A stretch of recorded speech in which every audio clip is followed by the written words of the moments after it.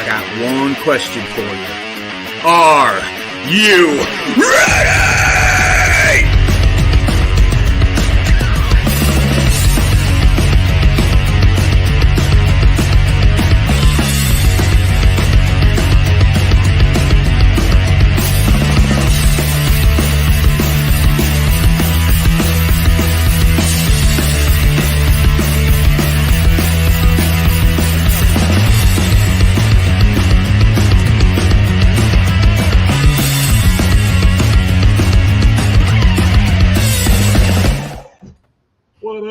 Hey, what's going on, everybody? And we have the amazing Ford the River coming out of lovely Pennsylvania. What's going on, guys? How we doing? Hey. We're doing good. We're doing good.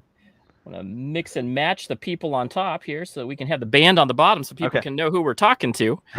So you guys are out of Pennsylvania. How is the weather? How's things going for you guys right now? Hot and humid. I hear you. Good time to be inside.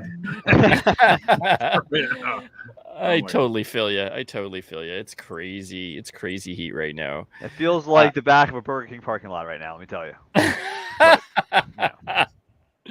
I feel you. I will tell you that it is monsooning here, but it is nothing unnormal. Where I hear back east, you guys are getting like crazy types of weather.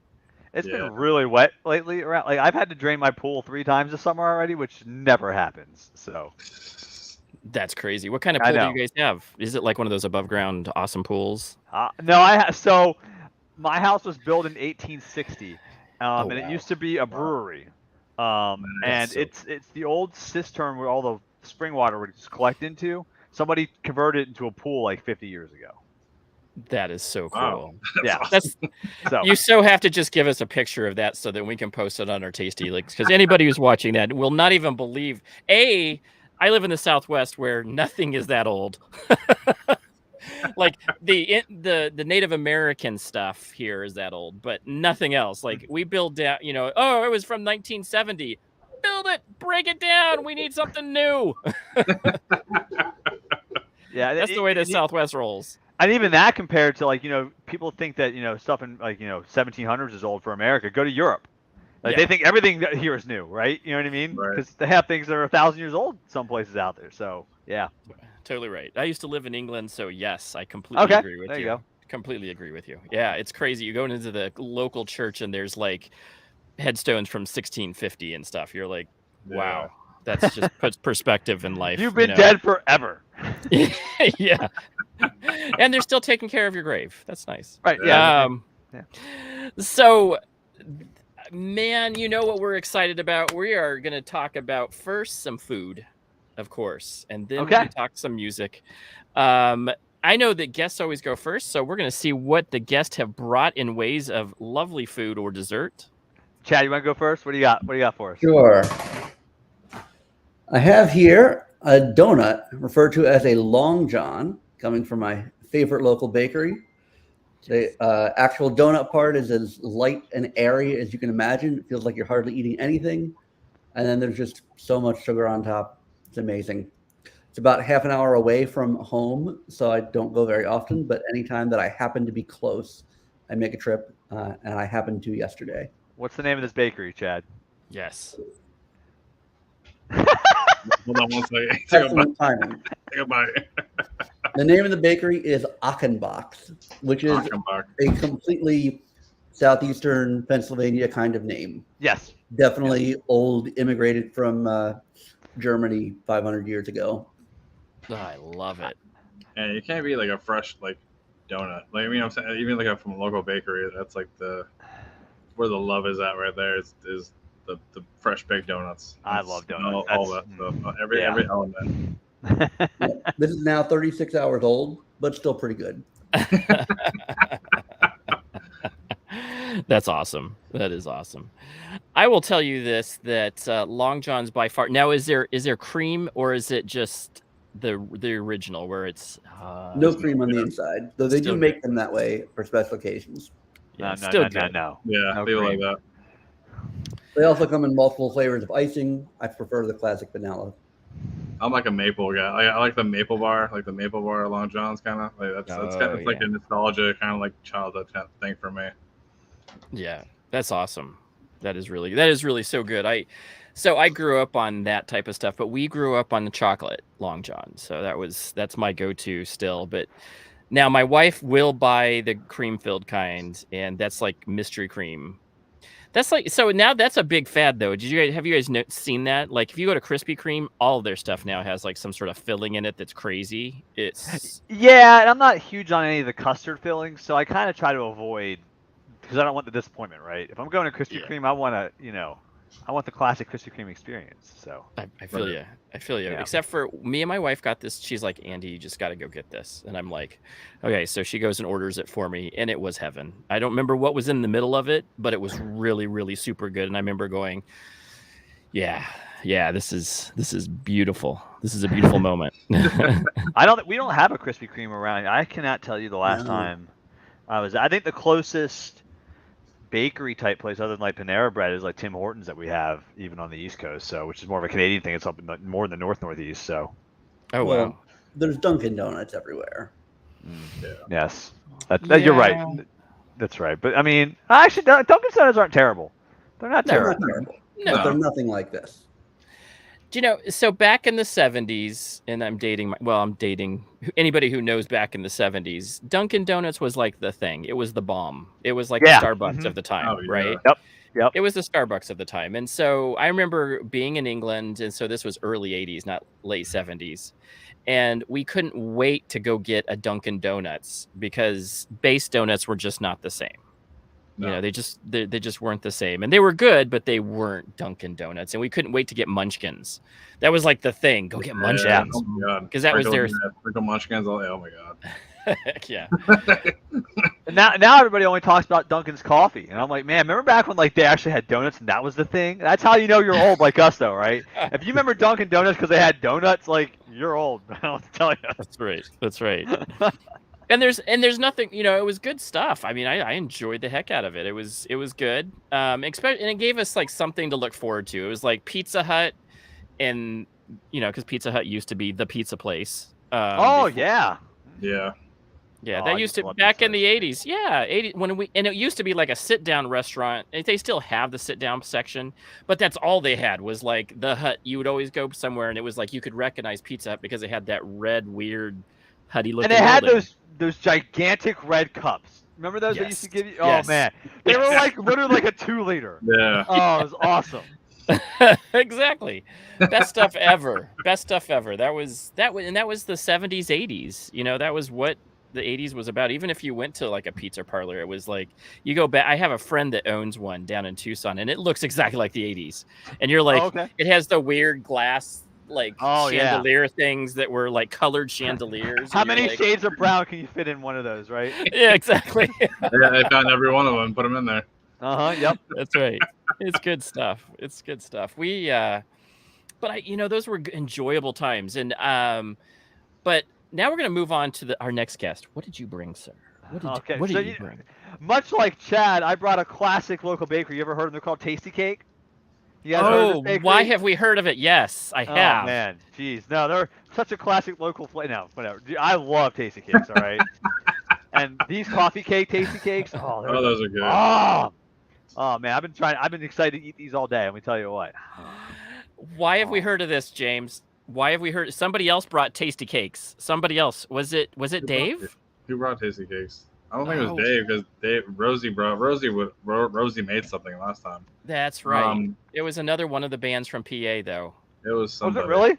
Yeah, we've had a couple PA bands on. Parts of it because of we had actually we've had because of the carnival we've had a few. Oh yeah, okay. So we've had some of that going on, but then I think we also had another New England band, or a guy that was from New England, and he may have been the one, but I can't remember. Probably, It was good though. It sounded amazing. So tell us about this. Tell us about this dessert. It's coffee cake, right? It's coffee cake, but it's got that cream filling in the middle. You know what I mean? Which is and it's just so. Unlike a real coffee cake, this is just dense and full of sugar. You can just taste the sugar like in the middle. You know what I mean? Because it's so thick and so good. I'm sure it's not good for you. Like, but you're here for a good time for a long time. You know what I mean? So. So I'm gonna blow everybody out. I didn't bring anything fun. I am really, literally on a very strict. I want to work out and get the weight off. So I actually did I just went to the gym probably about an hour ago, half an hour ago actually. Had to go set up and then run it. But I brought myself my shake, which actually is loaded with supplemental stuff. So not very exciting, but it's my post-workout shake that has like creatine, BCAAs, which is branched chain amino acids. Oh, that's right. I'm an old school lifter. You know, don't worry about that. We talk about that all day if you want to talk about lifting. I was I love today too. Today was shoulders and biceps day. So. Yep, today was bicep day. I've been still just getting into it, so I haven't been doing 2 days. I've been not adding too much to it yet. I've been just getting cardio done was like the first part of my, that was so hard. Just doing. It's the worst thing, but what I was doing was I was just like, I couldn't do anything. So I was like, I'm going to start just doing something cardio because lifting was, and then I would just do like one exercise after the cardio. And then I said, now I'm back to being a gym buddy. I'm working out. I haven't done, I probably will shift it up to push pull where you're doing like 2 sets of things every week. So I'm not there yet. I'm still feeling like I need to still just get that cardio in as much as possible at the end of my workout. Right. And still working out the weights about what weights where I'm at now. That's the biggest thing is that once you get done with, you start lifting again, you're like, where do I, I'm now just increasing my weight to a certain point.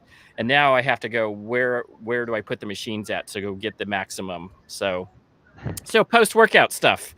And it's actually been really good. I don't know if I've lost a ton of weight, but my wife says I've lost inches.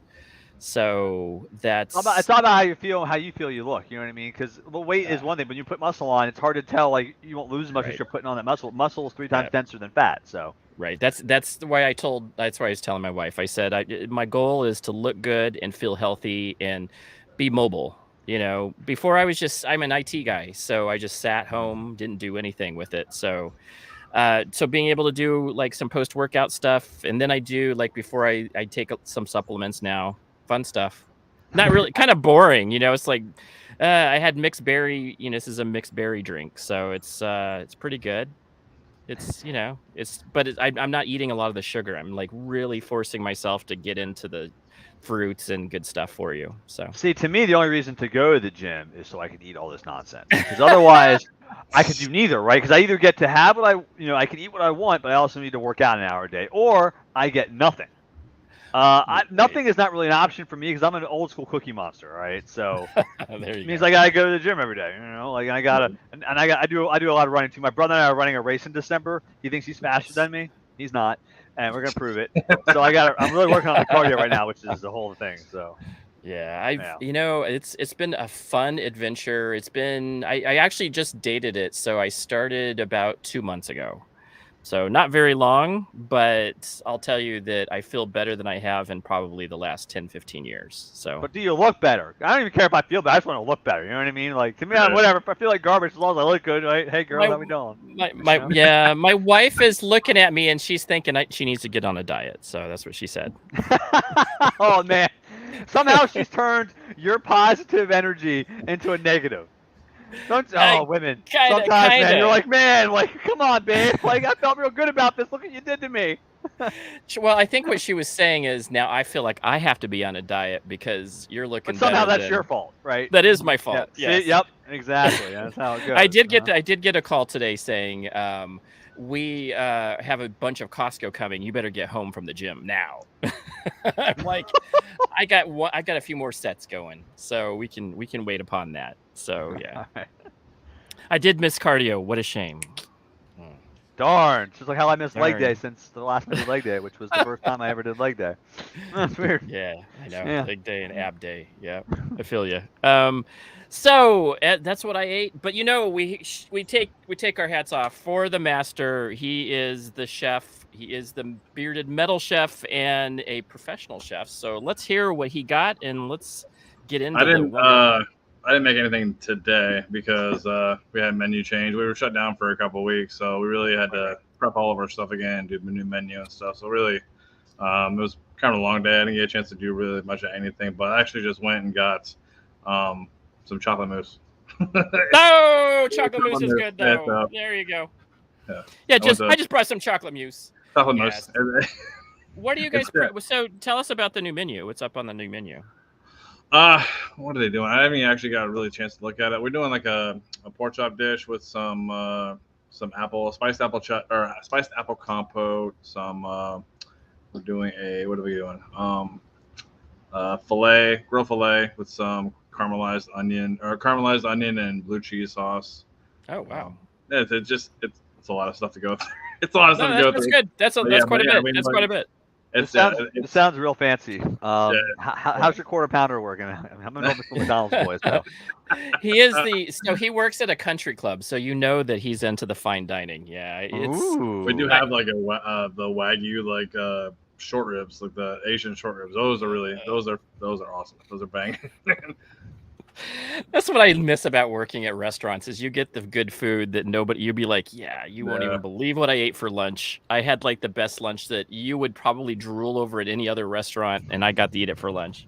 Yeah, I've gotten a chance to cook a couple like high-end steaks. One of the customers wanted like a Wagyu, like A5 Wagyu steak, and I had to actually go to the local butcher shop and get one in for about, I think it was about a pound and a half, a little over a pound and a half. It was like $200.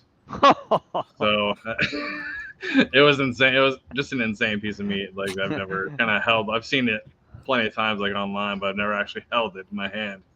It was awesome. Don't burn that bad boy. No, that would be. Or did you run to the butcher shop while they were at their table? Yeah, it was one thing that was I didn't want to do was burn it or mess it up. Really, because when you put it on the grill, it's literally melting. I mean, it's melting because it's pretty much all fat. I mean, it's fat and some marbling, but that thing is flaming up on the grill. Oh, for sure. But they ordered it ahead of time, of course? Yeah, we had to get it like a couple of days ahead of time. Yeah. Okay. Yeah. What's going on, Amanda? How are you? It's always good to see you. It's always good to see you. Yeah.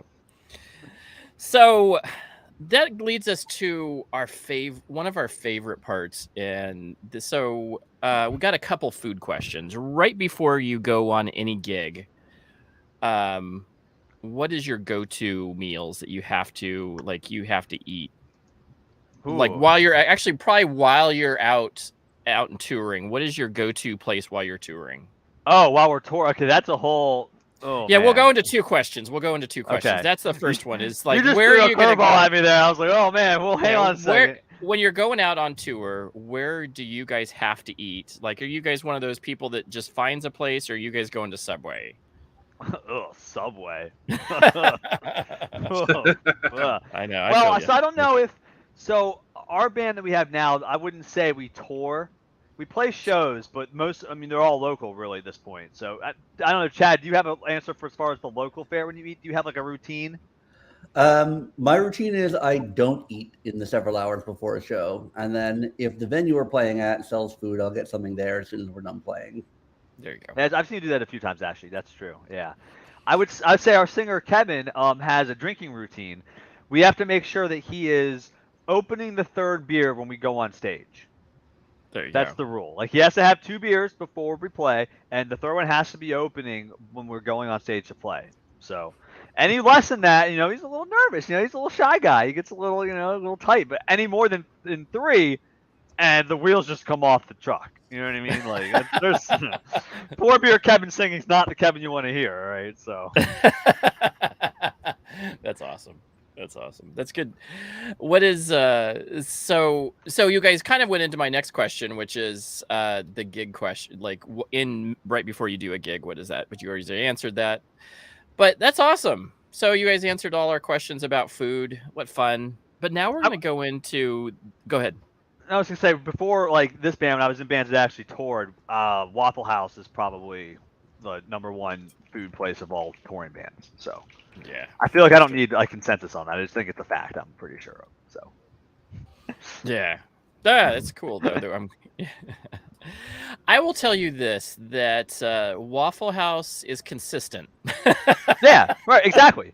Consistently terrible. Right, yeah. Yeah. You know what you're gonna get. You don't like wonder like, should I get the steak and eggs? Is the steak gonna be really good? You're pretty much Right. a good bet that you're If you get probably steak at Waffle House, you are a true maniac. Living on the edge. You are living on the edge. If you think you're getting Wagyu steak, you probably will be mistaken. You see people that go. You see people that try and go to like even people make YouTube videos and go to like the dollar store and get like steak.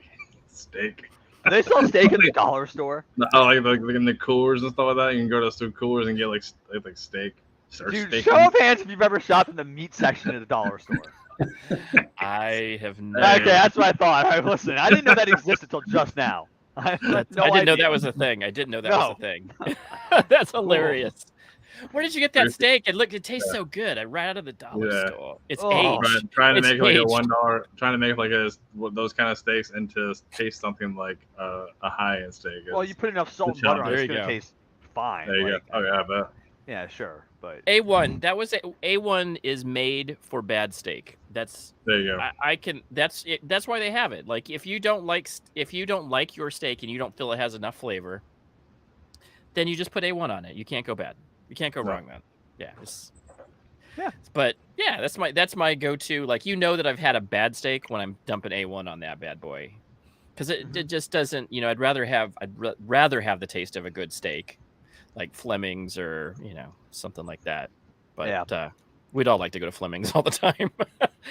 Anyway, that's awesome. I'm glad that your menus. I always like hearing about chef's restaurant days because he's still working them. That's where I started out in life and ended up as IT engineer because I couldn't handle the hours with kids.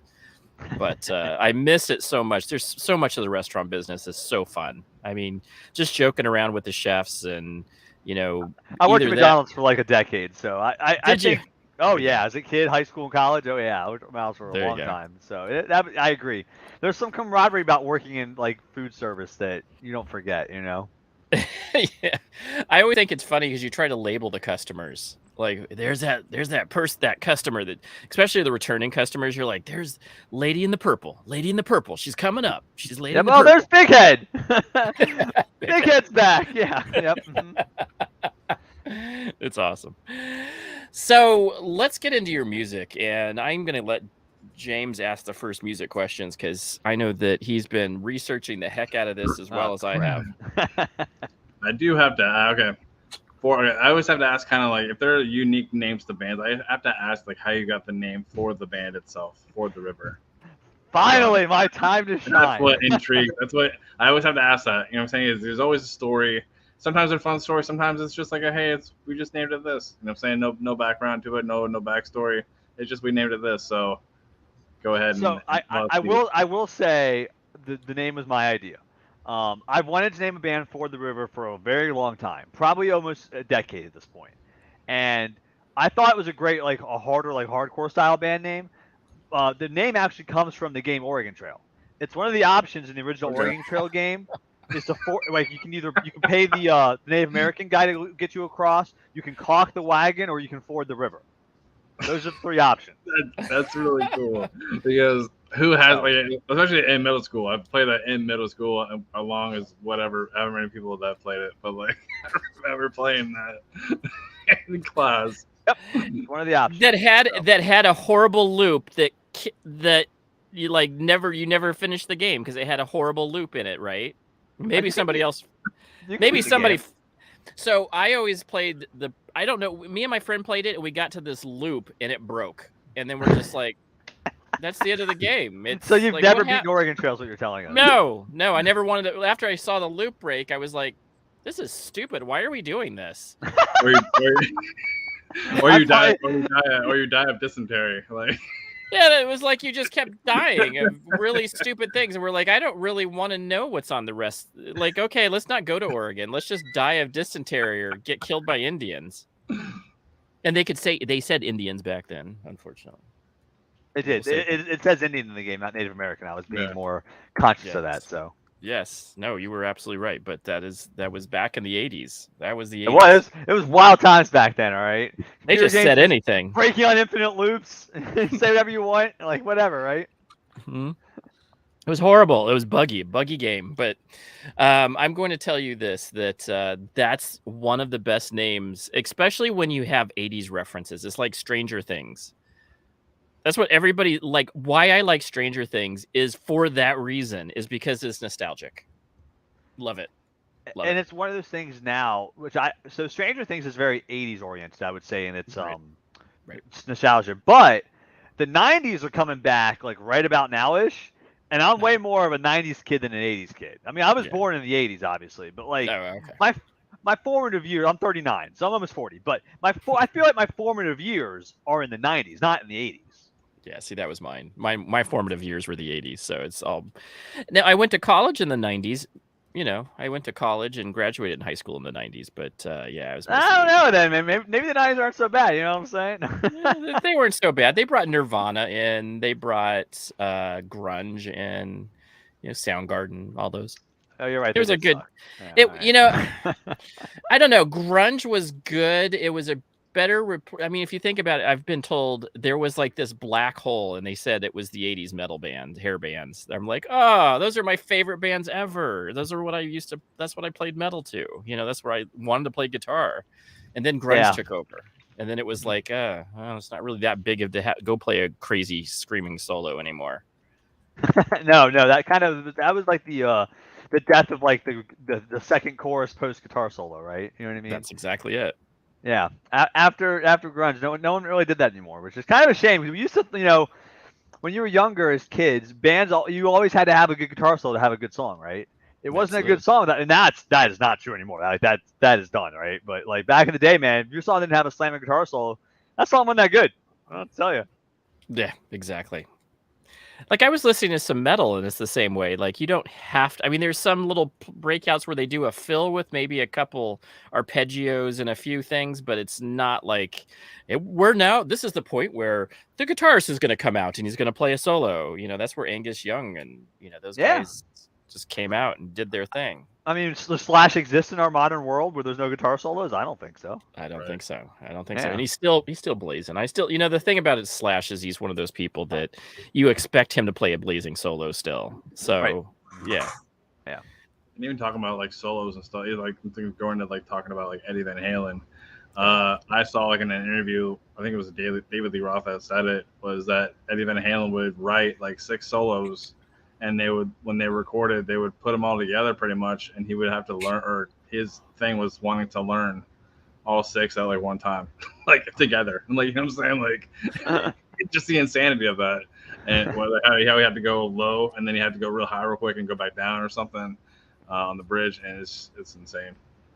You know, as a guitar player, Eddie Van Halen is one of those figures where I'm like, it's good you exist, because you're proof that I can practice forever and not be good. That's so true. Like, it doesn't matter. Like, that's what talent looks like, right? Like, Eddie Van Halen, like, listen, I can practice 8 hours a day the rest of my life. I will never be as good as Eddie Van Halen. Like, it's just not possible. So I'm glad people like that exist. So they just prove that, like, practice is bullshit. Like, But here's how we look at it. We have a lot of really good guitars. You gotta collect. Listen, oh yeah, a lot of good guitars that I can barely play. And amps and equipment, and we're trying to become Eddie Van Halen, but then at one point you're just like, I still buy some more equipment. Right, exactly, yeah. I could practice, or I could just go online and shop on Sweetwater for 10 minutes. Oh, that amp looks really cool. I'll get that instead. My wife had to like tell me no more Sweetwater. I don't want to hear any more Sweetwater.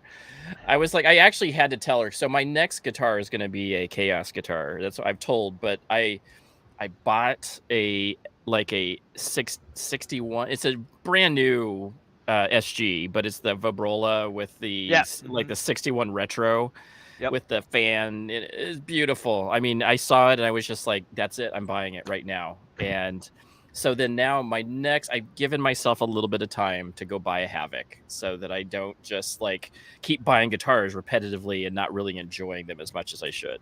How many guitars do you have? Right now I have 10. Oh, not as many. That's not too bad. It's not too bad. But I didn't get back into it, so I had the same Ibanez in Strat forever. And then I said, okay, so the last year, so when did we start doing this? A year ago? In the last year, I've gained 8-9 more guitars. Oh, never mind. You have a problem. Yeah, and like 2 more amps. I have like a Marshall stack behind me. I got one of those Line 6 modeling amps. I have a Positive Grid amp now. I got Just every time a package from Sweetwater comes, take the candy they give you, give that to your wife, and that is what I was doing. My son did not understand what I was doing. He's like, "Hey, go give this to your mom." She's like, "Oh, hey, more of that candy. Can you get more of that?" I'm just like, "Yeah, it has a Red Hot in it. You love Red Hots." Yeah, there you go. See? Look, it has a mint in it. Yay! I should preface. This may come from real life research of people I know or not, just saying allegedly. But when you start shipping your packages to someone else's house, so your wife doesn't find out you have more guitars, that's when you actually have the problem. I have a PO box. Yeah, just all right, then officially, you have a problem, so you have to do something about it, right? Now, what it started off was me and James will testify that we first started off with all these beard products because I was growing the big man beard. I'm definitely not as good as his ever, but I have more beard products sitting next to me and that's where I was sending. Like it was like way too much, and I was just like, I can't lie about all of this all the time. That's how it is. It was. I have gallons of it. Like I still have gallons of it. Like I like some of the bottles, so now I just keep. Hey, look, I got cool bottles. They look cool. They're like bad. They're probably bad. Yeah, they're probably all bad now. But now I've just changed that out to buy equipment and I played guitar since I was a little kid. So yeah. So Russ said, "Is the Wolfgang a good guitar?" Oh. Yeah, because Eddie Van Halen played it and he's good. Yeah. So make it sound like he did. What's the problem? He made it sound like that. Why can't you? My name is Andy. I'm addicted to guitars. Hello, Andy. Glad you decided to take step one. Step one is admitting. That is true. You have a problem. That is true. I mean, listen, 8 in the years. I mean, I bought a lot of guitars in my time. Chad knows that. A lot of amps. I showed up to practice. He's like, "What's that?" I bought this, but I don't know if I've ever bought that many. And pretty much every time you buy one, you sell one. So your inventory stays pretty much the same. I enjoy the wheeling and the dealing. That's true. I enjoy selling them for profit too. What is your favorite guitar that you've ever played? Ooh, I think that I've ever played. The one my favorite I've ever played. I still own. I have an '84 Gibson Les Paul Deluxe. Oh, nice. But the pickup, that's a mini humbucker model. But it has the bridge routed out for full-size humbucker, which I have a burst bucker in. I bought it used. I don't know why the guy I bought it from ever routed out the pickup to do that. I'm not really sure why. He just bought a regular Les Paul standard, but he did. So it's just interesting to me why you would do that, which is why I like the way it sounds and plays. But it's just funny to me. I always look at that guitar like, why would you do that? You could just buy a Les Paul standard. Like, why would you buy a deluxe and route it out for a? I don't understand it. But that's a good mystery. That's a good mystery about it. Is that like that nobody else? That's the one in a kind guitar because everybody else could have had that, but you have. Yeah, and it's not. It doesn't look. It's black. I'm not huge on black guitars, and it's all beat up because it's from the '80s. When I got it, it was beat up, and I took it on tour for a long time, so it's real. It's real beat up. I actually don't play it at shows anymore because I'm afraid something will happen to it at this point. And it's like the one thing I own that I don't want something to happen to. You know what I mean? I have more expensive guitars I play all the time, but for that one, it's just like one guitar. You really like it when you don't want something to happen to it, right? You know what I mean? Like it feels irreplaceable. So that's like my first guitar. So I have an Ibanez. It's some cheapy double humbucker guitar that I got, and my kid, I let him borrow it, and he thought it was his, and I had to take it back. I was like, "That's the guitar I started off with. I don't think you understand this. Like my baby. I dragged that to guitar lessons. I put in the work. I remember playing Black Sabbath on this thing, thinking that I was, thought I was Ronnie James Dio. No, he's a singer. Tony Iommi. But I thought I was, the guy. I thought, oh, look at this. I can play all this Black Sabbath and AC/DC. That's what I was stuck on for a very long time, but still am. But So you still have your first guitar? right here, right next to me. Wow. Yep, I Chad, you love still have that your band. first guitar? Well, if you're literally talking guitars, yes, I do not have my first bass though. Okay, fair enough. Okay, interesting. So I don't have my first guitar or bass anymore. I don't even know how long I have not had it for. But my brother has his original first guitar also that he sold and then tracked down and bought back from somebody like 5 years ago. Nice. He sold it for it was gone for like 15 years. He found out who he still sold it to and tracked it down and bought it back. That's awesome. So that's awesome story. It's just a crappy Epiphone Les Paul. It's not like anything special. You know what I mean? Like, right. And it doesn't even. There's not even strings on it. He doesn't even have it set up. He couldn't even play if he wanted to. Like it's probably so garbage. I don't want to play it, but I still have it. Well, this is we all. So there's a sentimental piece to guitars that's some people aren't like that, and that's okay. I am so into the sentimental piece where I'm like, this is the thing that I put my blood, sweat, and tears in for 4 hours a day when I was in high school, dreaming to become, Slash. And then, years later, then I go buy the nicer guitars. I'm buying like Les Pauls now when I can afford them. Right. I could never afford them when I was in college and a kid and had started having kids. So now that I'm old, and that's what happens. So you always wonder who's buying these $2,500 Les Pauls and $3,000 custom shop things. Yeah, these guys. Hello, yes. It's amazing what you can do. Like, you're right, because when we were like, in college and touring in my 20s, we were dirt poor, man. Like a $3,000 Gibson Les Paul custom seems like that's like unaffordable. It might as well be a house, right? I'm never gonna own one of those ever, Right. And now it's like, I guess I'll get another one. Yeah, it's exactly it. It's like, Sweetwater's is offering that for a really good deal. It's like $500 off today. Okay, I get that. Yeah. Like, yeah, exactly. That was like I went down to Milano's. We have a local store. I just went down. I like the day. I was just like, I've always wanted to play. I've always wanted an SG. There we go. There you go. Awesome. That's good. I mean, and it's so fun. I love guitars. And you're playing bass. So what's your favorite bass? Rickenbacker 4003. Oh, there's a good one. Yes. I started off playing PV bass, and that's what I kind of stuck with when I was younger. I did just buy my son a P bass from a Fender Squire, just a P bass. Mm-hmm. But he's dabbling. Yeah, he's dabbling. So he plays stand-up bass in orchestra. So I was like, hey, maybe I can get you interested in, start playing some electric, because he wanted to. I think it's a really good way to meet friends is get in a band, right? Yeah. Get in a band, become that guy. Maybe not a bass player, right? Wow. You want your son working at Arby's till he's 30? No, I'm just kidding. The bass guy is the guy that keeps it all together. So, but that's what I was telling him. I was like, the bass is like so fundamental that people, if it's not there, it's missing. It's the band is missing something for sure. But with him, I was like, hey, get into bass guitar. They're so fun, and you'll be able to meet people and meet friends, and you'll be able to be part of a band. Like, your friends will be picking up guitars, and you'll be the guy that already knows how to play bass. And then in 5 years, he'll drop out of college and will be real mad at you, and you won't give a shit. Yeah. He's like, I think I'm just going to be a bass player. And you know what? The good thing is I do have musicians in my family. So I kind of understand the thing that goes behind it. The passion that just makes you, drop out of society and say, I want to do music for the rest of my life. Not the rest of your life. They usually come around like we did. All right, they come around because you're not gonna make it. Listen, you're gonna start with a little bit of money, then you're gonna have no money, and then you're gonna have no friends because you tour full time for 5 years. You learn that everyone you've met moves on, and all you have are 4 other dudes in a van with you who you can't stand anyone at that point. And then you're like, you know what? I gotta rebuild my life from the ground up.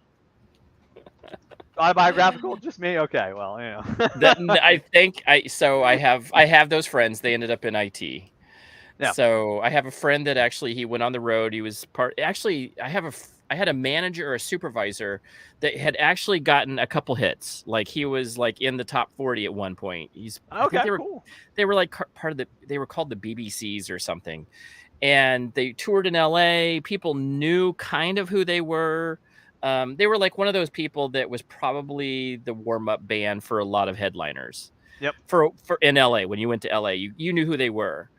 And then he just said there's no money in it. He has a lot of crazy, like you guys probably have a ton of crazy stories about the road. I have a few. Some of them have lost to time, aka drugs and alcohol. Yes, exactly. That's my whole point. Is that we don't talk about those times. What happens in the band stays in the band. Right. But he's like, he told like one story, and I was just like, I think he saw my jaw drop, and I was just like, what? That happened to you? And he's like, yeah, I'm not telling you another story. That's the end of the story. We just don't talk about that stuff. Yeah, moving on. Yeah, it was really fun playing music. He was a keyboardist, so this was definitely 80s. Oh, he sounds like a space cadet. To be a keyboard, yeah, he was. He was. And then it's funny because you have to make that choice at some point where you're like, I'm older, and I'm not going anywhere, and I want a family, or you want some sort of stability in life. So then that's when you say, the dream of probably getting made is not going to happen today or ever, any day. Although we're still hanging on by that thin thread of possibility. Do you guys? So that's my question. Do you guys at this? I mean, you guys aren't old, but for musicians that are like you think 20-something bands, when you're in your 30s, you're probably thinking, yeah, that time has passed, but you guys are still enjoying the gigs and doing some of the local shows, and that's just as much fun for you maybe now at this point. I would say it's more fun than it's ever been. Yeah. Yeah. I mean, like, there's a grind that goes with being in a band in your 20s and making that like your life, and I have no desire to do that ever again or ever. So. I totally understand that. And if there's kids now, if you're listening, stop. It's not worth it. Well, one of them, there is a possibility that you are. Go ahead. Matt has that long history. I've been playing since I was 19, 21 years ago at this point, but never really found a band until this one a few years ago. That's true. Because I was never the kind of guy who was available to go on the road. Still am not. The only way this worked out is that there were a bunch of people in the same area who had the same kind of expectations that this is going to be a lot of fun. We're going to try to do the best we can. It's absolutely not going to be our careers. We have careers, we have families, and those come first. I love that. That's so cool. And that's what I told my wife. I said, because I want to started playing guitar again. And I was like, I want to do like, they have this open guitar, just bring your acoustic and you can go jam with people.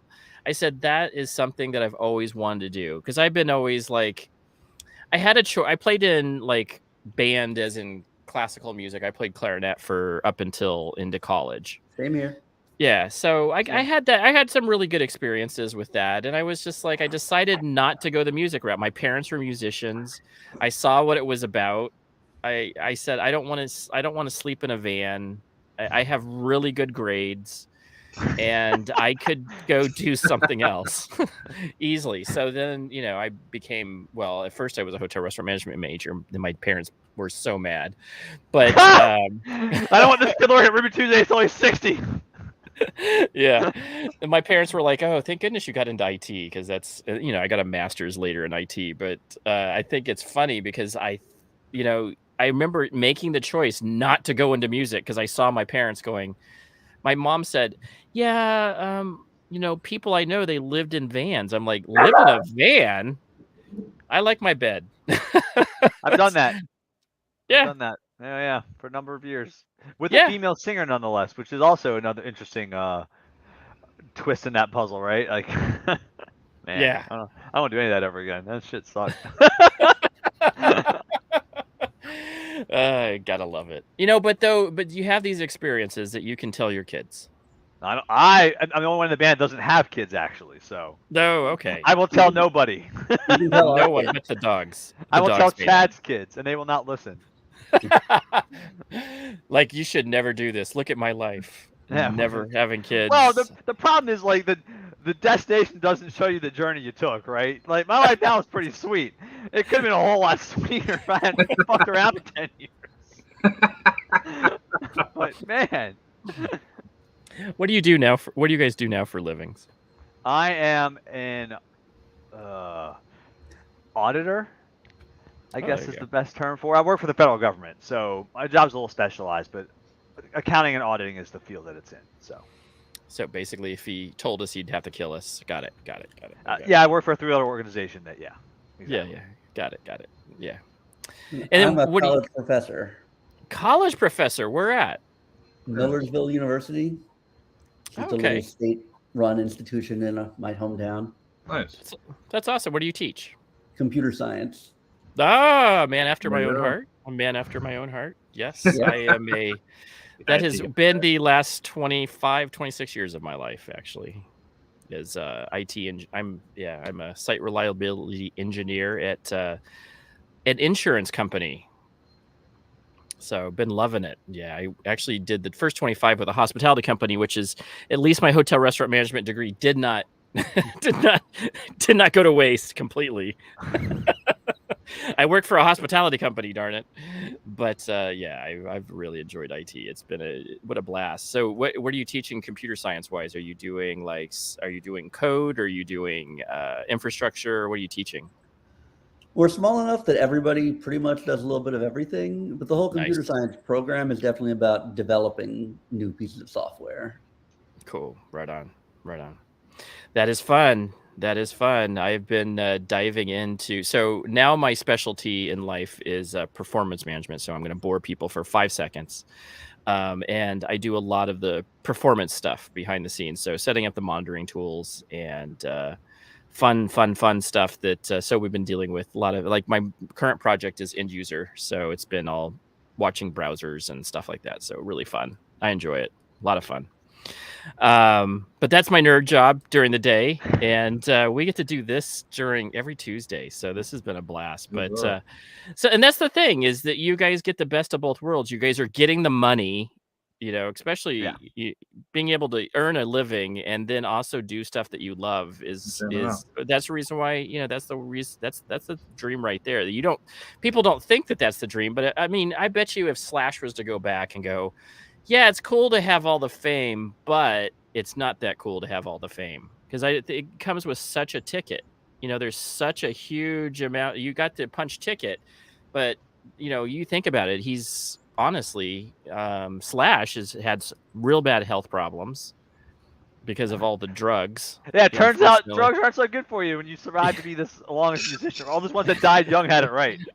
Right. It's the reason why they died young, but they unfortunately, now the consequences is you're 40 years old with like stents in your heart and stuff. It's horrible. Or you're 60 and look like Vince Neil, where you'd rather be dead.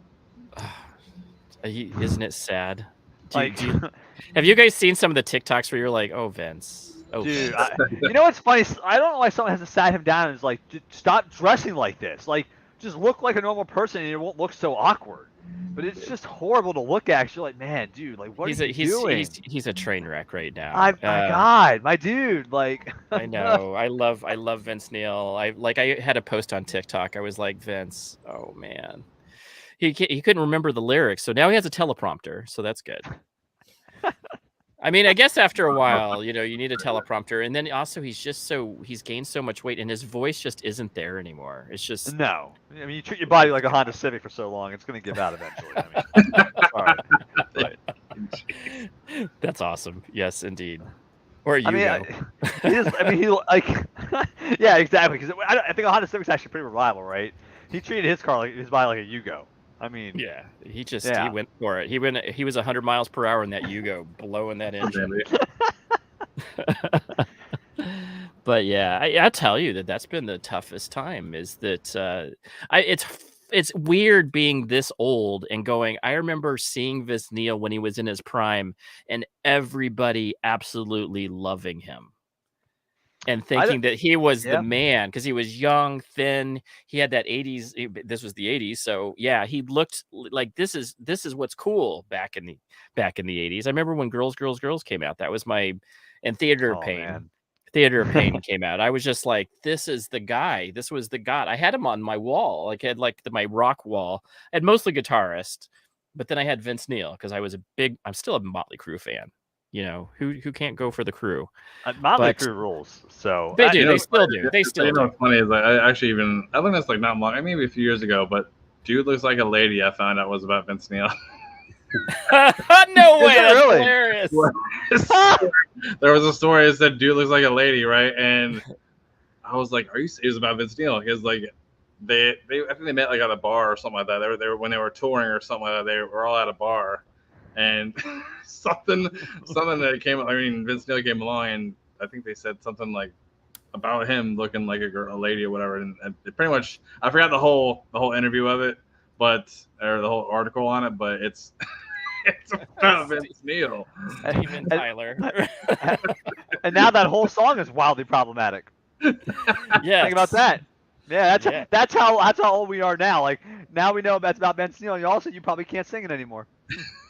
That's right. Yeah. That's right. Just delete that one from memory. It doesn't exist anymore. That song's been canceled, bro. It's a canceled song. You cannot sing.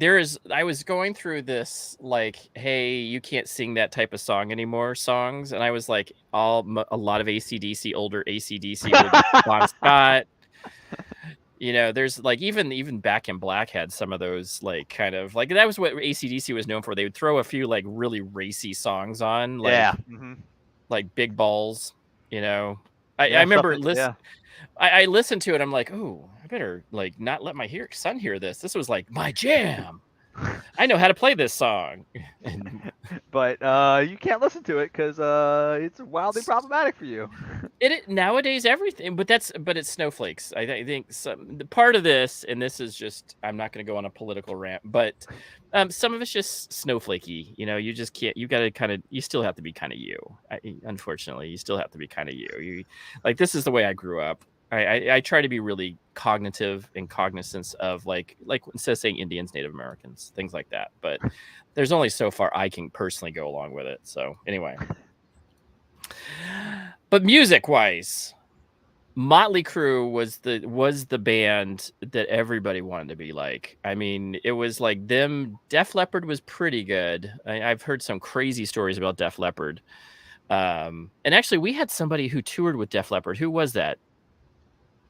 We had one of the guys. He was like a opener for Def Leppard for many years, and I can't remember. Oh, man, I'll remember it after we get done. But he was telling me, yeah, there was wild stories he just can't tell. And I was like, wow, that's crazy. That's just crazy. But that was the 80s rock. I mean, it was just like crazy, unhinged, you know. Poison was, if you're talking about people that looked like they were like teased out hair, you didn't know whether they were a girl or a boy. Poison.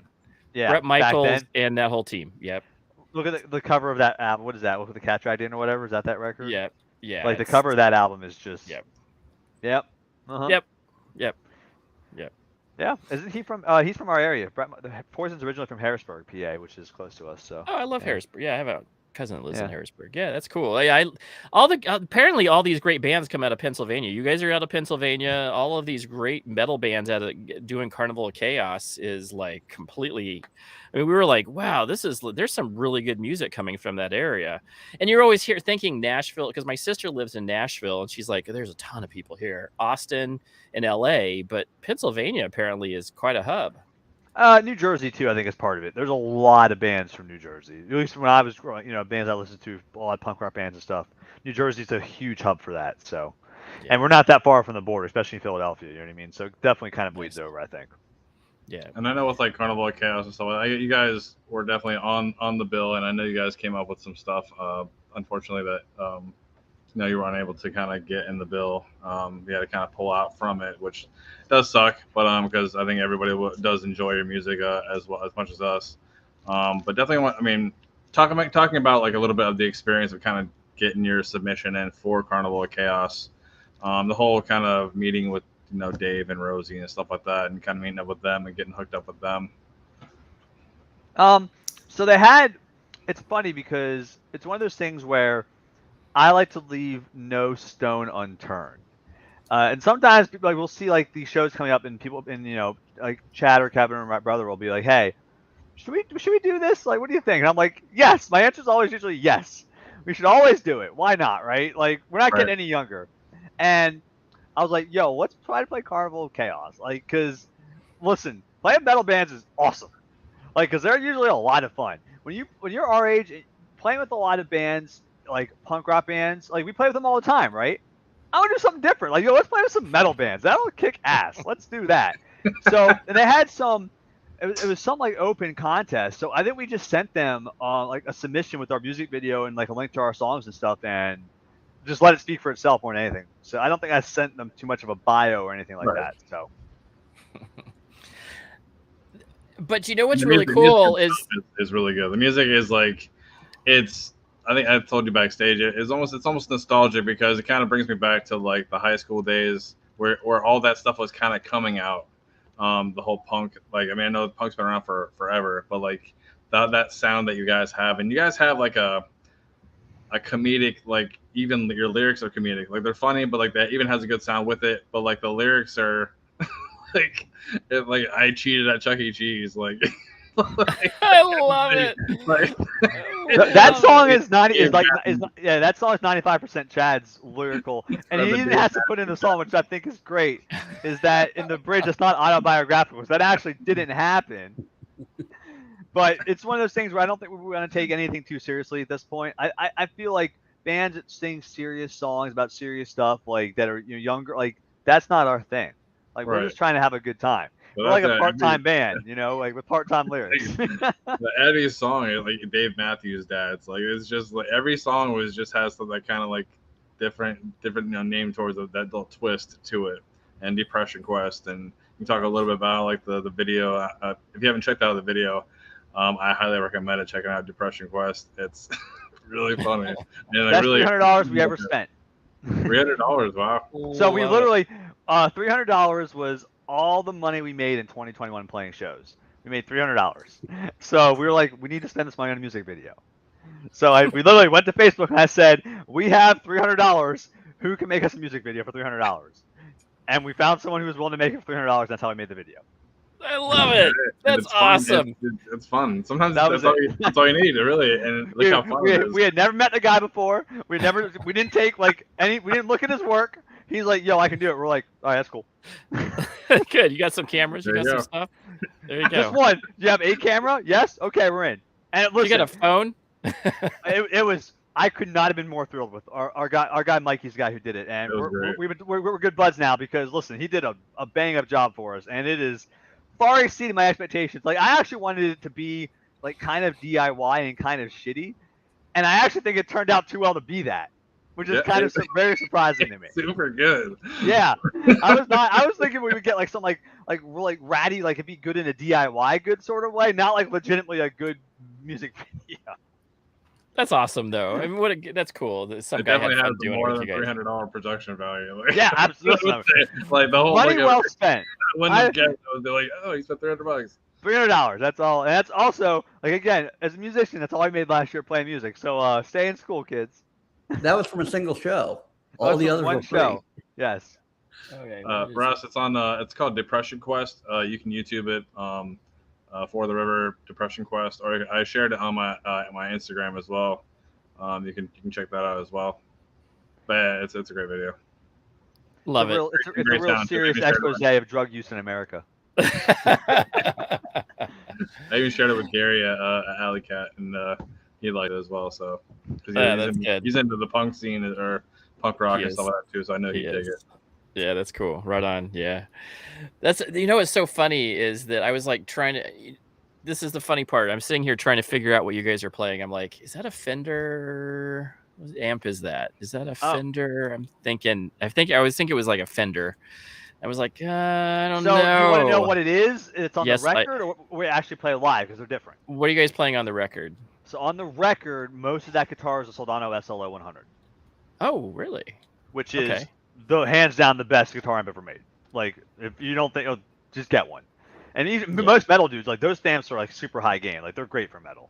But the Soldano SLO is like the holy grail of like distorted guitar tone. It's Love it.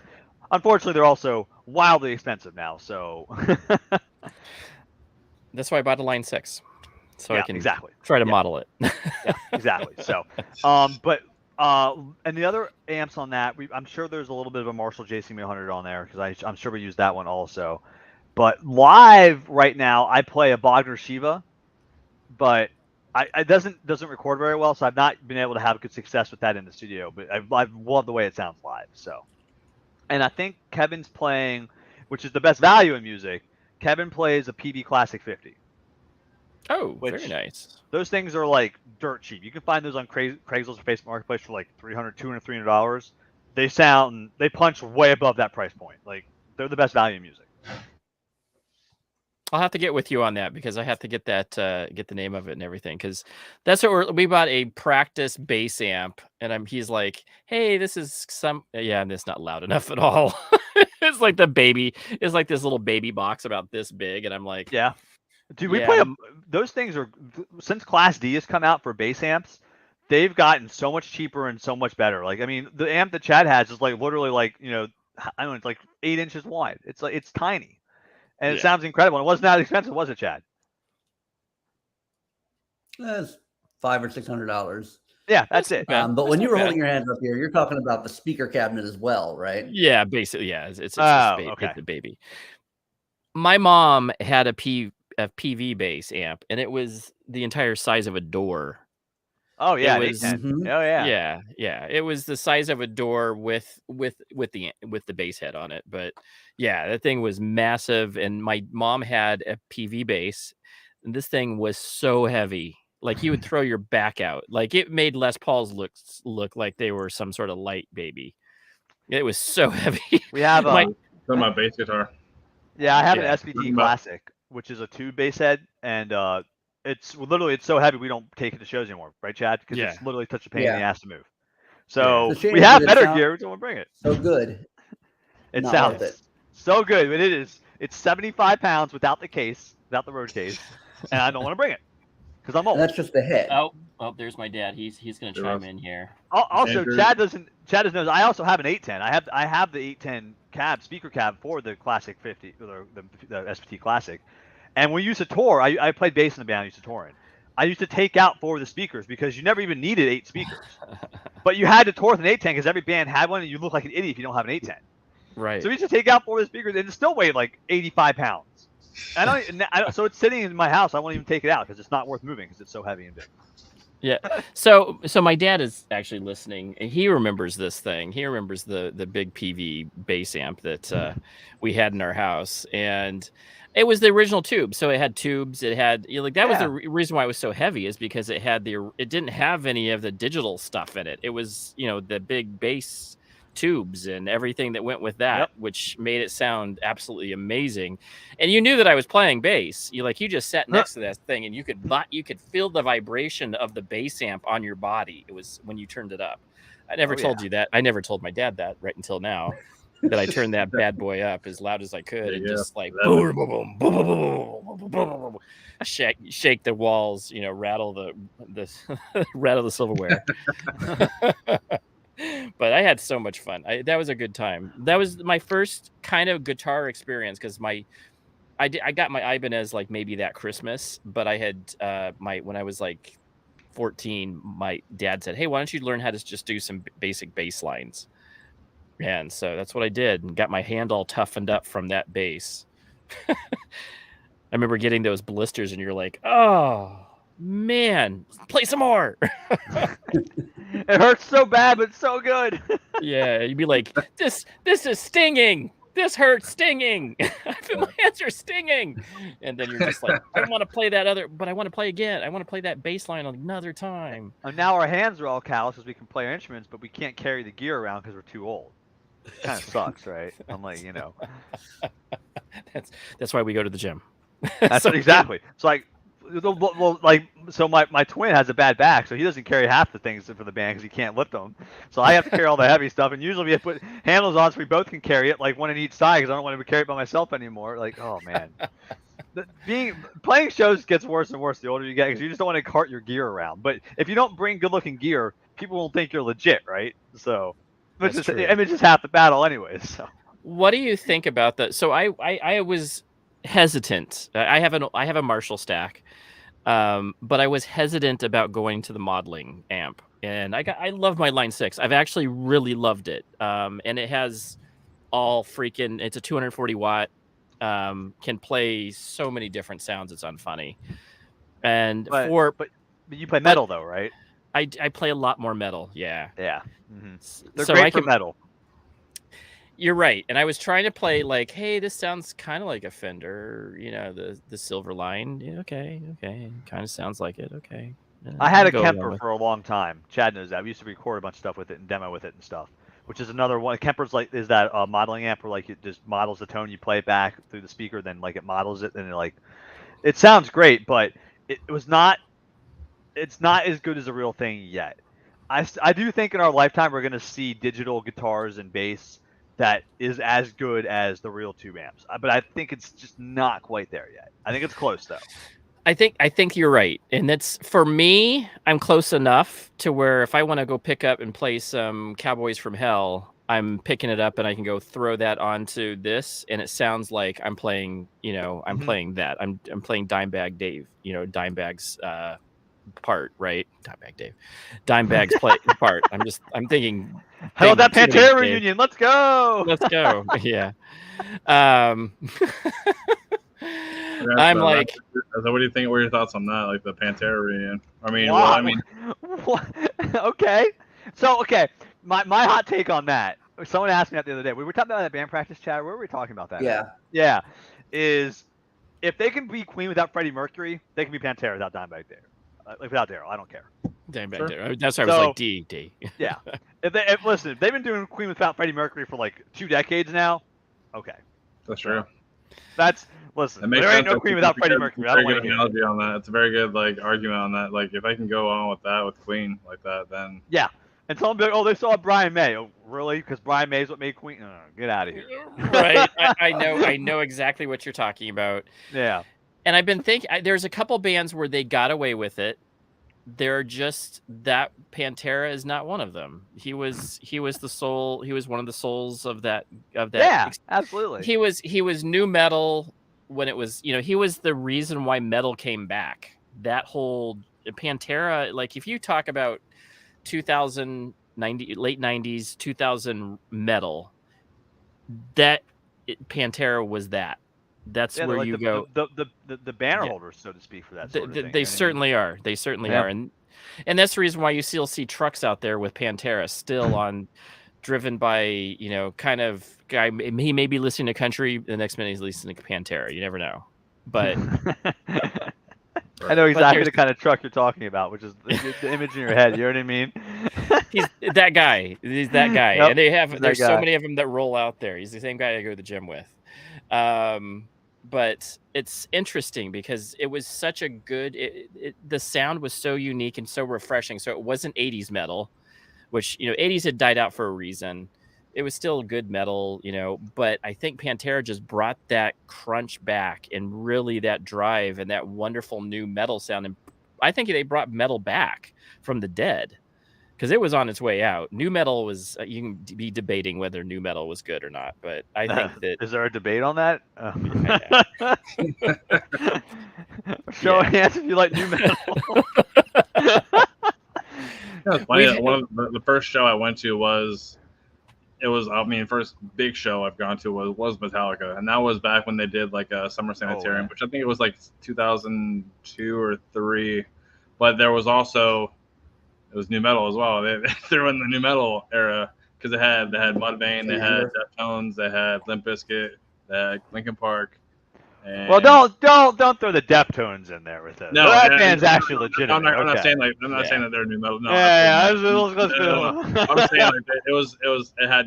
I said that with them having just new metal in it with there because they had Limp Bizkit and then they had, what I'm saying. It's like Godsmack's on next, guys. Stick around. But it was still an awesome show. I will say this, that I think you can go to a live show and you can enjoy music whether it's you would buy that CD or not, you can enjoy a live experience. And I think that that's the thing about Carnival Chaos, which is going to be really fun for a lot of folks, is the fact that they're able to put a number of really good bands into a lineup, and you'll just enjoy being in full of that. It must, just like for your band, it must be a blast after COVID hit and you were able to go and play again in front of people. It's just that it's great to be part of the band, and it's also great to be part of the crowd, because there's that symbiotic relationship that happens at a live show, that whether it was a great, the best music you've ever heard, or it was, anything, new metal, Nickelback. If you were, but the live experience is so much different and so much better because of the symbiotic relationship. You're like, I've heard that song before, even though, Creed. You're like, they have a couple songs I know. Live, you'll be like, yeah, I love Creed, because they're live. They're playing music in front of you. I think it's a different experience. And I think in general, I think most musicians want to play live music. I know, like, for our band personally, our goal was not to record songs at all. The only reason we started recording songs in the first place is we literally got together, then COVID happened, and we're like, well, I guess we'll just record some stuff until we can actually play some shows. Which is the only reason we have stuff recorded from the first time anyways. I think we wanted to be a band to play shows and play live music more than anything. So Chad, since this is this is one of your first gigs ever playing live in front of people, have you had a good time? Yeah, absolutely. Good. Is it everything you've been cracked up to be? Is Matt showing you the ropes? Matt is definitely like the band dad, because he has all the experience. And a band full of dads, the only dad is now the dad. Very true. Like, we don't do this. Don't do that. Don't do this. Go do that. I'm like the cool kid that takes you to Carl's Jr. All right, that's cool. Don't eat that. Don't eat that food there. Yes, don't eat the food right now. How you guys like describe yourself. I told you that backstage is how you describe yourself as. I haven't checked like the Spotify description of your name, but on your IG it's the aging millennial grumpy dad pop punk. And I thought when I shared it, I've shared a few things with other people, and I told them that they start laughing, and it's like I said, it just adds to your music itself with having that comedy vibe. And I think that's definitely one of our goals is to not take it too seriously. I think a lot, especially like from where I'm coming from, I've spent years with a lot of in your 20s, a lot of bands trying to make it they think everything is serious, right? They take their music seriously, they take themselves too seriously.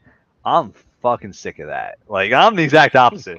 I'm trying to take things as not seriously as possible anymore, right? Like, it's supposed to be a good time. That's also like a Bloodhound gang too, as well. Yes, absolutely, yes.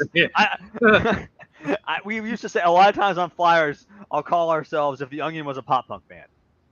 Because that's all it is. It's all just parody and I think I identify closer to Weird Al at this point than like a legitimate band. But that's kind of fun. But that's the fun part. So you guys are still in the musicianship. So there's some musicianship still happening, and the lyrics are fun and light. But the riffs are still fun. You're still playing music, and it's still it's still creative, and you still are using your passion. I think that that's still something that's huge that some people will never understand, and you will never be able to explain, or some people may envy that, because I know I have never been out and been able to do that. I've always wanted to be able to play in front of people, my guitar. One of these days I'll do it, but it's never too late, as we can prove in this band. It's never too late. But that's what's fun, is that you guys are part of that, right? That you guys are showing that just have fun. That music is about fun, not about all of the hype, because most of you guys who are touring out there, unfortunately, most of you guys are going to turn into this in your 30s and 40s. 99% of you are going to be this. Like, so I played another band with a singer who was in a pretty successful band, and he's still, like, even his band was way more successful than any of the bands I've ever been in, and yet now he's in a band with us, and he's a full-time teacher. Like, he has a real job, just like us. Like, doesn't matter how high the roller coaster goes. Listen, it will come to a stop at some point, and you're going to end up here at some point. So yeah, and get so used to it. people will be like, yeah, so you'll just get maybe a few legacy interviews, and you may play a few shows here and there, some reunion tours, and then you're on your way doing your thing. It's like sports guys. I know Yep, yep. there's only like a few elite that you'll ever know, and then the rest will just be working at different types of jobs. Exactly. Yeah. Right. Yeah. Well, my friends, I think it is our time to move on, and we had a great time. What a great time. I enjoy good conversation interviews where we're just like hanging out and enjoying just talking about, what we do. And yeah, this is a great interview. So any last words from you guys? Where are you guys going to be playing next? That's always a good question. Oh, Chad, plug our show. What's our next show? Look it up. Our next show is Saturday at York Central Market. It is a fundraiser for a guy who's opening a new venue that is mostly going to have punk style music that we're really excited about. Oh, nice. Really, Yeah, Matt should be telling you about it because he knows the guy. I was thinking about the show we had in August, Chad. I completely forgot we actually have a show this week. Shit. So the show on Saturday, it's in York, PA, which is where I live, and it's a fundraiser for a venue called the Skid Row Garage, and it's a local venue that's being opened by a friend of mine for punk, hardcore stuff like that, DIY community. So it's a big. Hope we get a good crowd out there trying to raise some money. It's for a good cause. Music keeps people off the streets, right? Keeps people together. So right. Absolutely so. Absolutely right. And I saw the IG post as well with the t-shirts and stuff like that being sold at the show. Yeah, they're gonna have a lot of stuff for sale. I hope they raise a good amount of money. I've been at there a lot, donating my time, putting my dogs aside to go crazy. I have 4 Great Danes, so I'm surprised they made this without barking. So Love it. I've been donating a lot of my my free time working on the venue and stuff, like helping putting up drywall and ripping out old electrical wiring and stuff like that too. So slowly but surely it's coming together, but we always need more funds to do a lot of repairs to it. It's been a work in progress, so hopefully we can make some money and make it done for a good cause. So absolutely. Very cool. Very cool. And I love good causes. So just to let you guys know, what's up? What's going on this Sunday, my friend? Sunday. So we're having a little bit of a fundraiser as well. It's kind of going towards a good cause. I won't get it too long or whatever because it's a pretty long story. But we suffered a pretty big loss. I lost we weren't married, but I lost my girl of 16 years. We were together 16 years, and we lost her unexpectedly.